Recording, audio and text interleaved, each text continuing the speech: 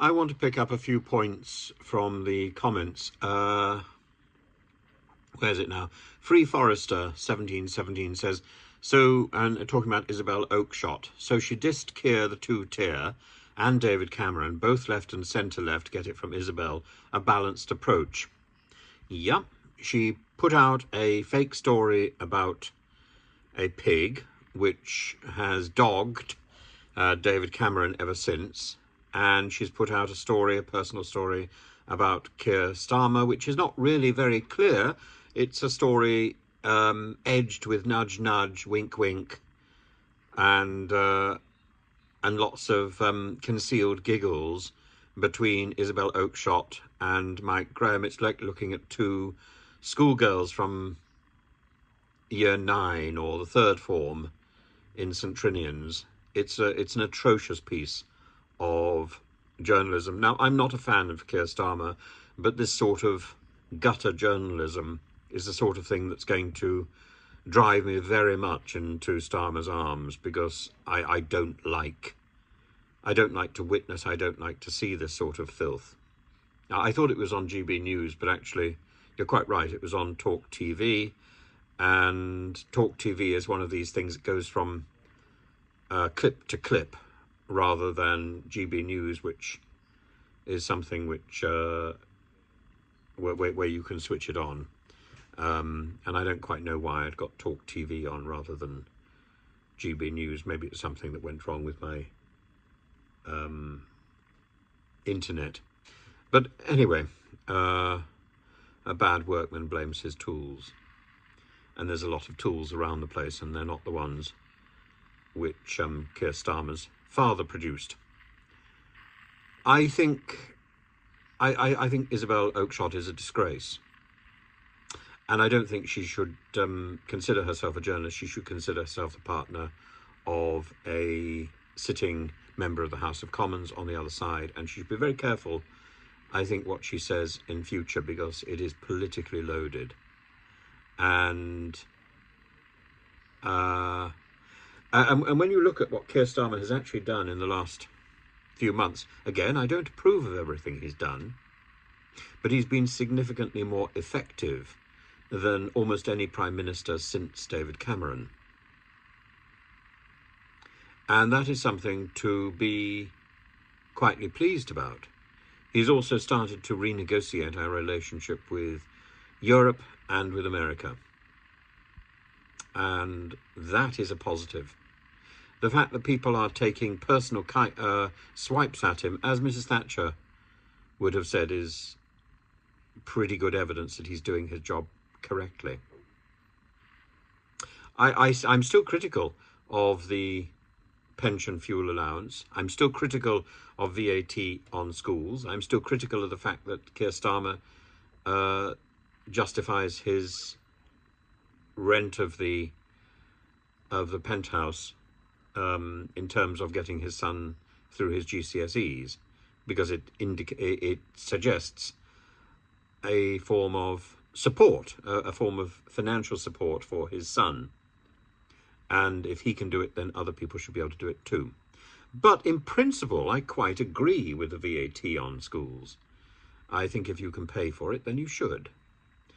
And what worries me is that A, it's not going to greatly improve the quality of state education, and that needs to be improved significantly. And B, and that actually means the improvement of education across the board, because it's become too focused on passing exams. And the private schools run around the place trying to present themselves as exam factories, and they're not very good at that either. They weren't set up to do that, particularly the public schools. They weren't set up to produce excellent exam results. That was the job of the grammar school. And the grammar schools where they still exist still do that job superbly. And those grammar schools which went private, like, for example, Hampton Grammar School, oddly where I taught at one point, has got more students into Oxford and Cambridge than almost any other school in the country, though it does extremely well. And that's an improvement which has taken place in the last 30 years, a significant improvement.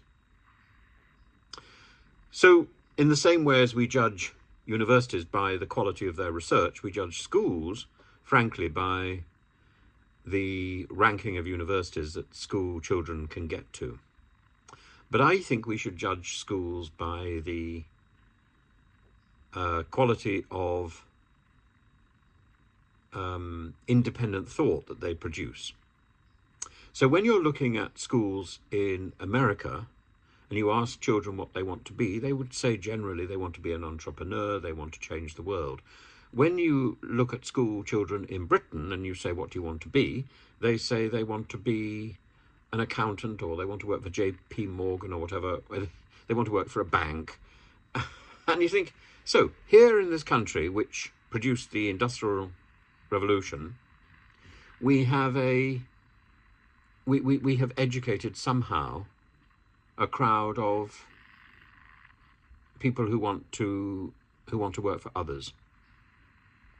And in America, we've got a crowd of people whose ambition is to work for themselves and to be independent, to be inventive. We've somehow or other ceded the territory to America.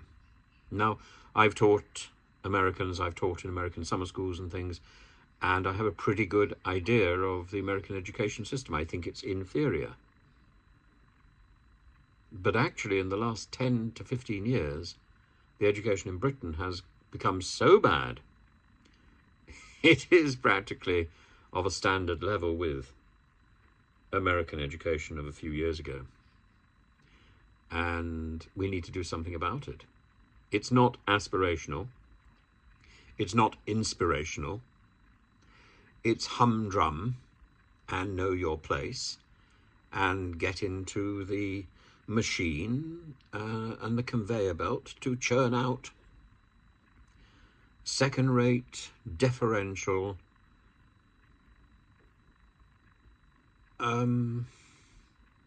blobs. That's not inspiring. You don't inspire excellence by telling a student that they might just possibly get a D or a B. You inspire students by telling them how they get an A. And if that's off the cards, we shouldn't be surprised that our students are failing. And students, when they leave school, should have all the skills to be able to get through a university, a top university. They don't. Talking to tutors that I know in Oxford and Cambridge, most students spend the first year of a university degree learning how to write an essay. Sadly, most of them have not looked at my video. But essay writing isn't about understanding how to do it, it's practicing.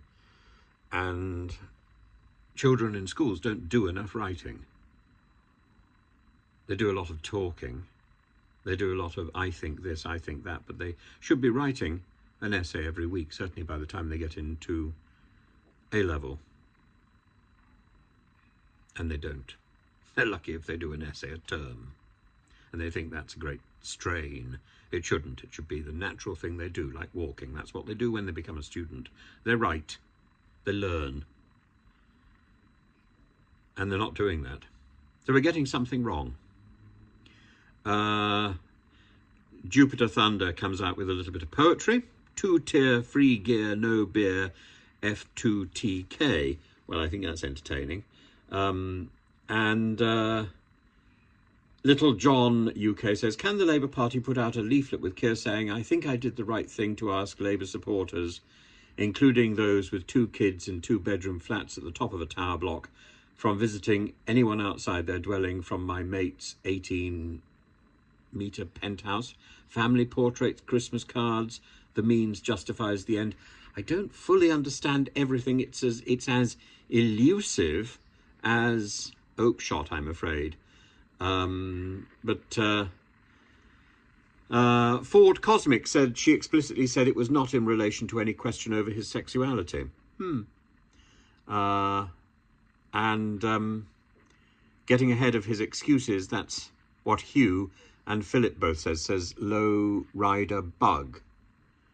But anyway,